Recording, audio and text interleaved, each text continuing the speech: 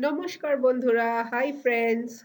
Today we are going to change track a little bit and we are going to learn question words, or rather some of the question words, because there are quite a few question words. Before we start, question the word for question in Bengali is proshno and the word for answer in Bengali is uttor. So proshno and uttor. Proshno are uttor. Just one caveat. Uttor also means north, the direction north in Bengali. In today's lesson, we are going to learn the Bengali words for the English questions who and whose. In Bengali, there will be more than two words because it's not a one to one mapping, it's more like a one to many mapping. So let's get started. For who, the words in Bengali are ke and kara. Ke is for singular, kara is for plural. For whose, as in whose book, whose car, whose daughter, the words are kar and kader.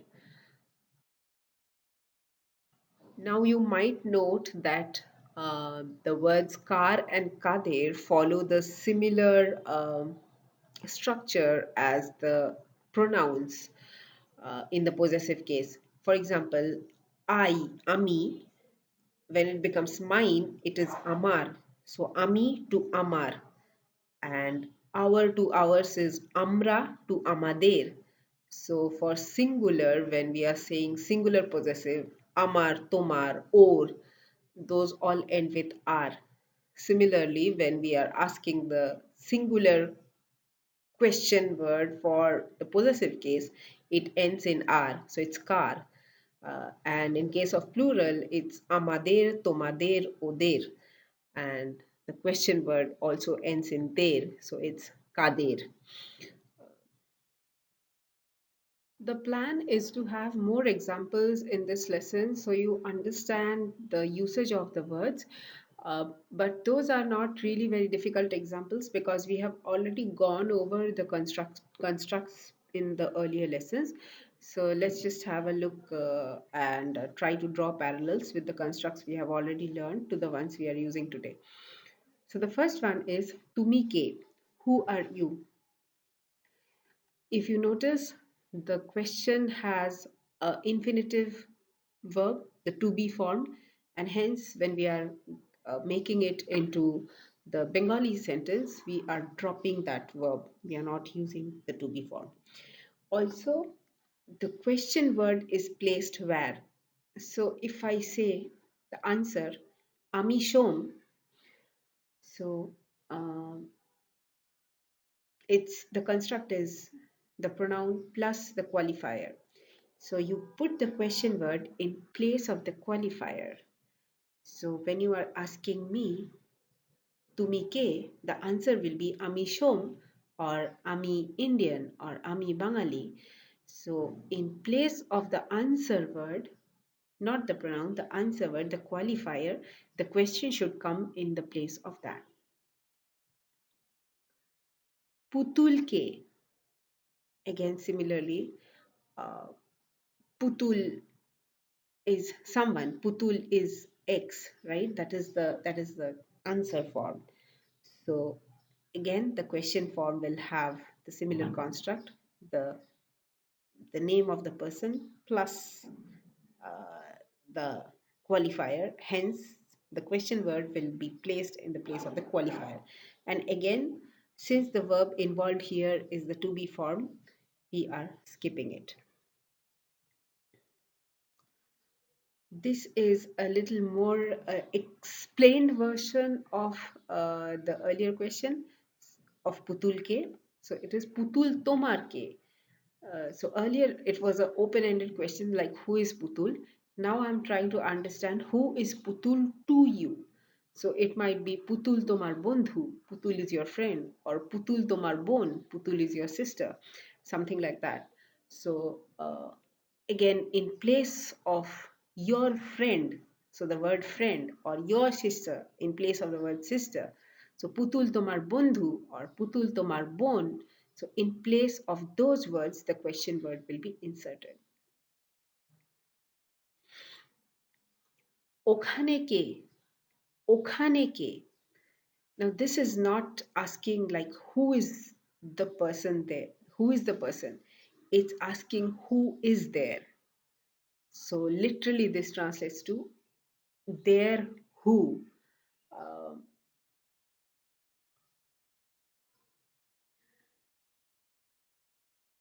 in case of okhane ke, the words can be moved around. So, it can be okhane ke or ke okhane simply because the answer can be ami ekhane, I am here, or ekhane ami, here I am. And since there is no verb, because it's a form of to be, so just the two words, the place, the location, and the question word, so we can move them around. Let's have a look at the plural question word kara. So ora kara, who are they? This is very similar to tumi ke or okay in the singular version. So ora kara is who are they? Okay in the singular version is who is he or who is she. Uh, Kara okhane. This is again similar to the singular question we just discussed. Ke okhane or okhane ke. So in case of kara okhane, again we can move this around. So it can be kara okhane or okhane kara. And notice that we can do this for most sentences which do not have the verb because it's missing the missing verb to be in Bengali. Kara putuler bondhu. Who all are Putul's friends? কারা পুতুলের বন্ধু? কারা রোজ স্কুলে আসে? Who all come to school every day? কারা রোজ স্কুলে আসে? This sentence might be a little longer one, so let me try to explain this.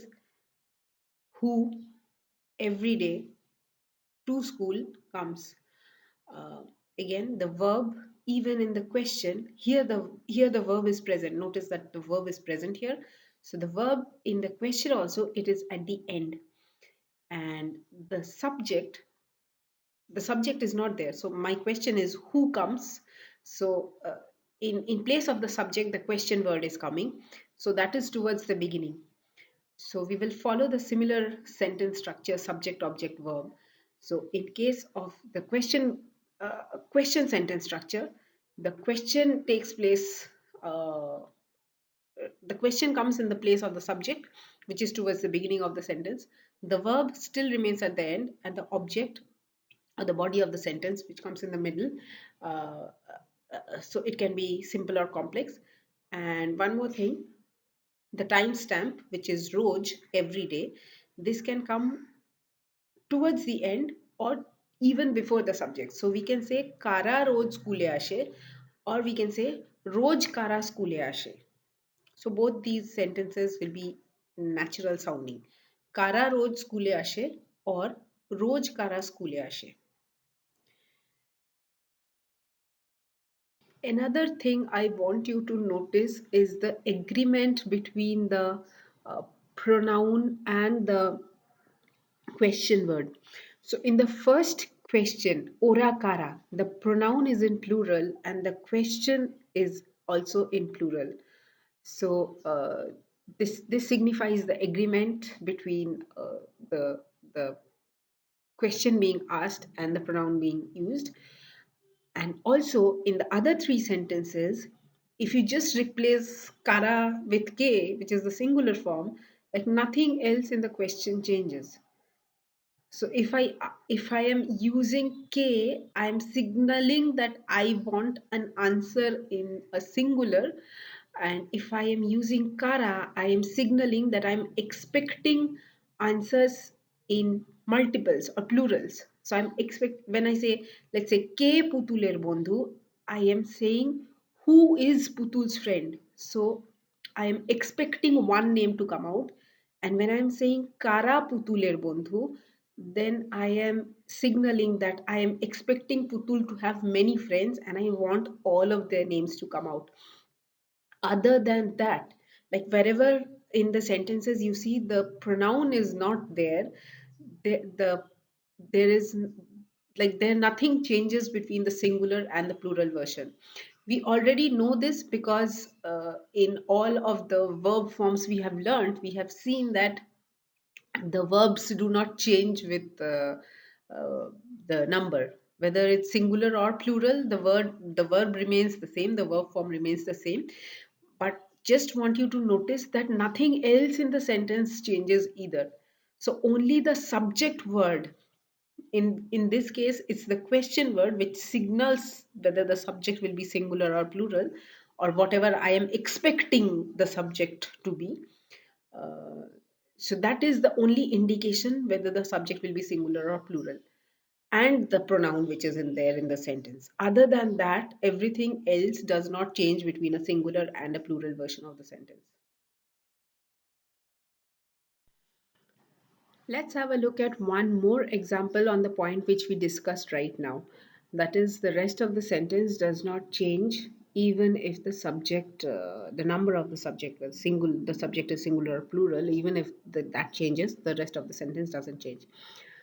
So, কে কলকাতায় যায়? Who goes to Kolkata? Singular subject, singular sentence. কারা কলকাতায় যায়? Plural subject, plural sentence. If you see, nothing other than the question word, which is in place of the subject, nothing else changes here. কে কে কলকাতায় যায়? Now, K is a singular question word, but if I say K, then it's a repeating of the singular question, which makes it plural. Okay. So this repeating of words is very common in Bengali. It happens with so many different words in so many different contexts, but there are certain general rules which apply when a word is repeated. So what they signal? One, they can either signal that this action, if it's an action word, then it signals that the action is happening repeatedly. Secondly, it can also signal the importance or it can signal a stress on that particular issue. And thirdly, it can also imply that I'm expecting multiple answers. So when I say KK, I am asking for the names of individual persons who go to Kolkata. Okay. So let's have the last example, and then I will explain how does that differ from this one. So kara kara Kolkataয় যায়.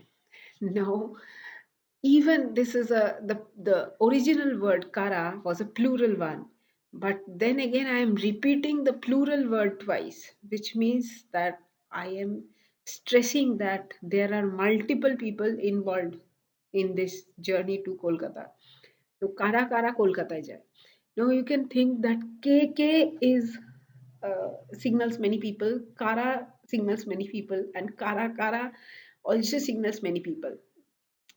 Well, they can be used interchangeably, but if you ask me what is the exact nuance in these three different sentences, so kara, when I'm using kara, then I'm signaling that there is a group of people. So there is a group of people who goes to Kolkata, that is signaled by kara.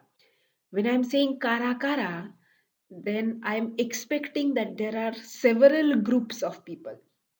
And when I'm saying KK, then I'm expecting there are several individuals. So K is one individual, KK are many individuals, Tara is the group of people who, or the group of people without, identifying the individuals per se. And Kara Kara means the different groups involved. So, uh, so the nuance carried by each of the sentence is different, but in common parlance, you may not encounter such, you may not have to go through such threadbare analysis.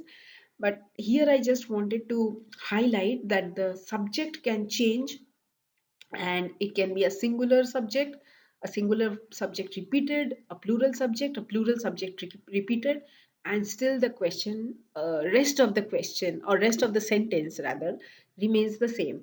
And again, note that the structure of the sentence remains exactly the same as what is it there in the statement one. So the subject remains at the towards the beginning of the sentence, the verb remains at the end of the sentence, and the rest of the sentence, the body, remains in middle. Coming to possessive questions, uh, again, if you are in confusion, just try to think of what the answer sentence looks like and replace the answer word with the question word, and you will arrive at the question word. So when I say eta kar, whose is this? The answer is eta amar or eta tomar. So you replace the answer word amar or tomar with the sentence word kar, and you get to the question eta kar. And in case the verb is to be and it's missing in the Bengali sentence, in that case you can move the words in the sentence around. But easy shortcut method is just to replace the answer word in the answer statement with the question word to get to the question statement or question structure. এই আপেলটা কার? In the last lesson, we learned that if we have e at the end of a word as a suffix, then it stresses that this is the particular thing I want to emphasize on. So when I say a apelta, that means I am trying to emphasize this particular apple to the exclusion of everything else that is present, maybe on the table or in the fridge, whatever. So a apelta car means whose does this particular apple belong to? Uh, Again, the answer to this question will be ei apelta amar or ei apelta or. Um,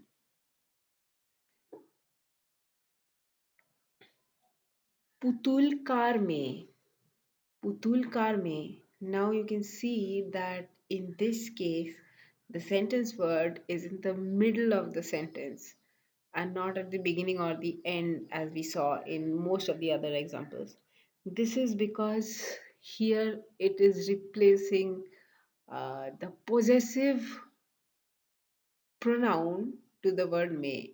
For example, if I want to say Putul is my daughter, I will say Putul Amar me. If I want to say Putul is your daughter, I will say Putul Tomar me. So, what is the word which we are replacing with the question? It is Amar or Tomar, which is the possessive pronoun to the word daughter, me. So, replace that word with the question word putul kar mein, and you will get to the sentence structure. Kar kar bari ekhane. Again, this we just discussed few minutes back. So kar bari ekhane means whose house is here, and I'm expecting a one name. And when I say kar bari ekhane, that means I'm expecting many people to have houses around this place. So I'm expecting multiple persons to respond to this question. Kar bari ekhane.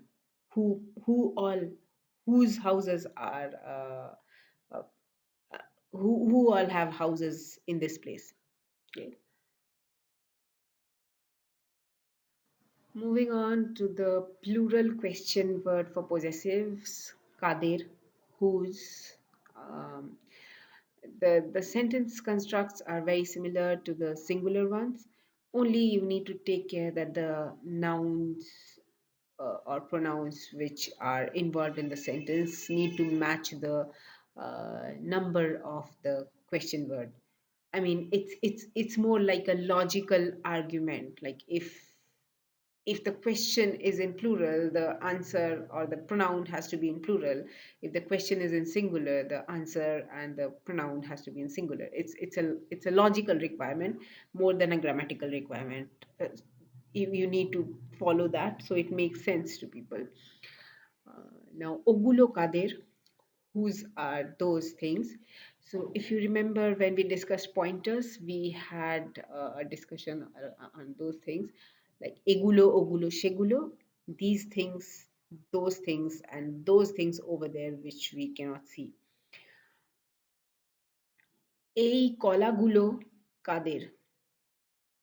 Now, kola is the word for banana. Um, Gulo again signals that there are multiple things. So kola gulo means there are many bananas here. So ei kola gulo kader. So who all does this set or these many bananas belong to? Uh, if I wanted to say singular, ei kolata kar, like uh, so if I want to say one banana, then it will be ei kolata. If I want to say many bananas, then I'll say ei kola gulo. Um, so ta as a suffix to a noun makes it singular, and gulo as a suffix to a noun makes it plural. Uh,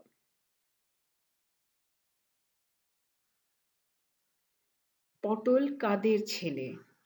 Whose son is Potol? In the just few minutes back, we just saw a similar sentence. Putul kar me. There I'm asking the name of an individual, like whose daughter. But when I'm saying kader chele, then I am more signaling towards the fact that there are uh, multiple people's name I'm expecting, and also sometimes it can signal that I'm asking for the information about the family, like uh, I can say that he belongs to, let's say, the Banerjee family.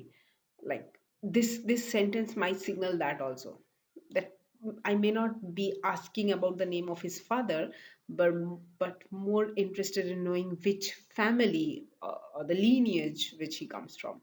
So Kader Chele means like which, like the son of which family or which house does he come from. কাদের বাড়ি এখানে? Again, very similar to the question we saw. কার বাড়ি এখানে? Kar means I'm expecting many individuals to respond individually. And when I'm saying কাদের বাড়ি এখানে, I'm expecting many individuals to respond, but as a group. Today's lesson name, Ke Tumi Nondini, is a song from the movie Teen Bhubaner Pare. Teen Bhubaner Pare means on the shores of the three worlds. Now, this is a very offbeat song because it is philosophical and catcalling at the same time, which is a pretty difficult combination to pin down, in my opinion. It features Soumitra Chatterjee, who is one of the most famous and proficient actors in the Bengali movie industry. And in my opinion, he is also the most handsome one. He is no more, but in his younger days, he used to look like that. And the song goes like this. কে তুমি নন্দিনী আগে তো দেখিনি চলেছ এই পথে রূপে যে রঙ্গিনী. For today's homework, translate these sentences. Who all eat ice cream and whose favorite is chocolate flavor? This is the word list for today. Come back and have a look whenever you need to. That's it for today. Everyone stay well. We will meet again soon. সবাই ভালো থেকো, আবার দেখা হবে.